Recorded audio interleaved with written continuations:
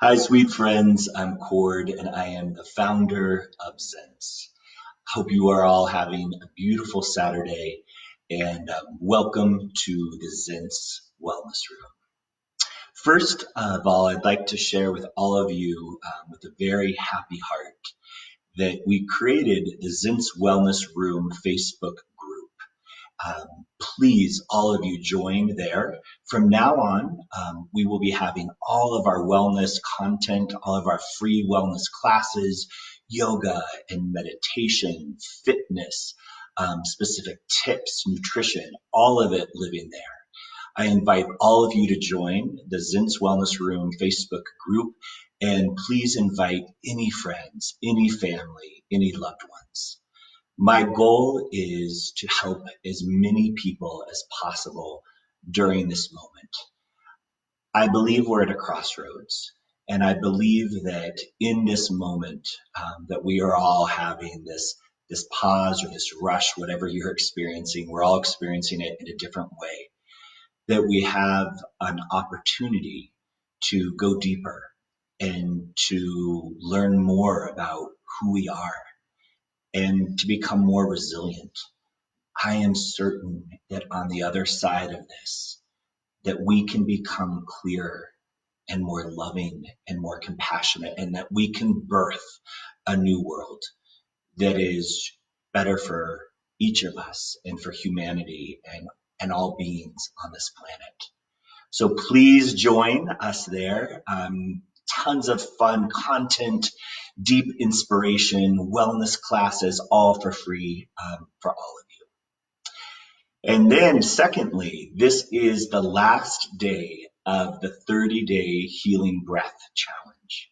And I just wanted to thank from the deepest part of my heart all of you that have joined me on this journey of breathing through this together. For 30 days, we have met every Saturday, and we have learned different breathing techniques, and I've answered questions and comments from all of you. And we've breathed through it and learned. And it's been a deep honor. And one of the things that I have loved the most are all the flood of questions and comments that I have received from people that I have never met before and that I didn't know. And knowing how this really simple breathing technique that's with you all the time has been helping. And that has really warmed my heart. From a nurse that I heard from this morning that's on the front lines. She's been using this breathing technique going in to help those that she's treating right now with COVID, and also to stay centered and grounded. From a mom in Mississippi that was having panic attacks. From a dad in Kansas that wasn't able to sleep. From numerous people that were having issues with their lungs, with asthma, or needing to strengthen their lungs or their immune system. I have heard that this really simple breathing technique has helped you. And that has been so important for me. You know, this gift was given to me for free at an early age, and it is my goal to pass this on not only to you all, but please pass this on to everyone in your life that needs it. My moonshot, my goal is that we get at least 1 million people breathing together through this and becoming more resilient and healthier and better. So thank you from the bottom of my heart. And for anyone that is new, know that you can go over to the ZENTS Wellness Room and you will see all classes, the 30-day breathing challenge. Every single class, you can go through it. You can start your 30 days there. And for all of you that have done this with me, I am challenging you not to stop. That this pattern has been created and that you have learned how to breathe through things. You have learned how to get out of fight or flight. You have learned how to get your brain turned back on, because when we are in fight or flight, as we've discussed, we really can't have higher thought. We're just in survival.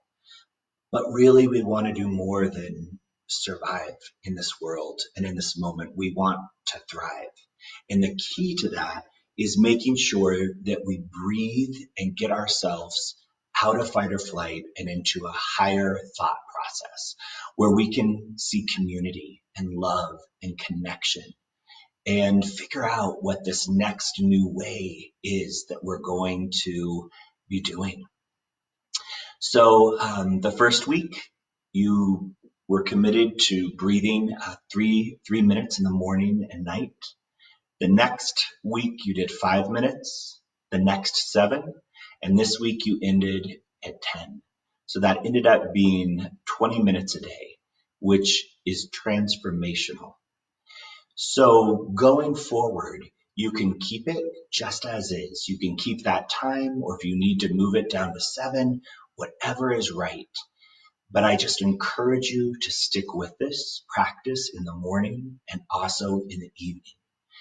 And I also encourage you that throughout the day, when you see and you feel yourself click into fight or flight and survival, that you go deep and that you sit down and take a moment and just breathe through it. And that you now know that you have control over your brain instead of your brain and thoughts having control over you. And to me, that's one of the most important lessons for us to learn in life. So I'm so excited for you to continue this practice and play with it. You know, a Saturday or a Sunday or a moment when you have free time, see how long you can go, see how that affects you. For me right now, I do anywhere from 45 minutes in the morning to an hour and a half, 2 hours. And I notice that when I do that, once I open my eyes, my entire day is different. The entire filter that I see myself and my partner and my work associates and things that I thought were problems, now I have a whole different ability to access the answers. So amazing job. It has been so fun to do this with you and such an honor to breathe through this with you and keep it up. I'm going to leave you with a few things that I learned in India that were profound for me about breathing. The first thing, when I was learning this breathing technique, I learned that the Vedas, which is an ancient civilization, actually came up with this breathing technique. And of course, this is we see breathing techniques all around the world it's been practiced in many different modalities. But when I was in India, I learned that the Vedas, who were responsible for coming up with yoga and coming up with all these other incredible healing modalities, started studying breath. And they noticed that animals that had a very short breath didn't live as long and they weren't typically as healthy. So, for instance, a dog, they noticed a dog had this quick breath. And those sweet dogs didn't live as long as a tortoise that had long breaths in and long breaths out. So they realized that this invisible thread that goes through our bodies and our minds are profound and powerful. And they started playing with breath and they noticed that elongating the breath brought more peace and calm. It detoxed the body and it actually improved people's health that were ill. So to me, that was the beginning of my exploration about breath. And again, I've shared this, but I want to share this again. The thing that I think is so unbelievable about breath is that it's with you all the time. Every single person has this. It's for all and it's free. And anytime you need it, you can tap into it. So that was one thing I wanted to share. And then the other thing that I always thought was really interesting that I learned in India is I was told that most of us as adults have 7 levels of thought. So a developed brain, which we are as adults, typically you're processing 7 different layers of thought at any moment. So right now you're listening to me, but you're also processing something that's going on over on that side of the room. You also might be thinking about a conversation you just had with your child or your partner. You might also be thinking about what's going on outside, but typically there's 7 levels of thinking that we're all going through. And although that's great that our brain and our muscles become so strong and powerful like a machine, what we notice and what we've learned is that these 7 levels of thinking make it difficult to really be here in this present moment. Now, think back when you were a kid, when you were a little kid, and they say first as a baby, there was just one level of thought. You just existed and you were happy or you were sad. And then you get a little bit older and there's 2 or 3 levels. You want your mom, you want your bottle, you want your toy. And then we keep on developing and keep on developing. But when you were a child, when you think back to those lazy days in the summer, when you would climb a tree or lay on the grass and watch clouds go by, you were really present, right? That was the magic of being a kid. Those days seemed like a week, summer seemed like a year, because we were truly here.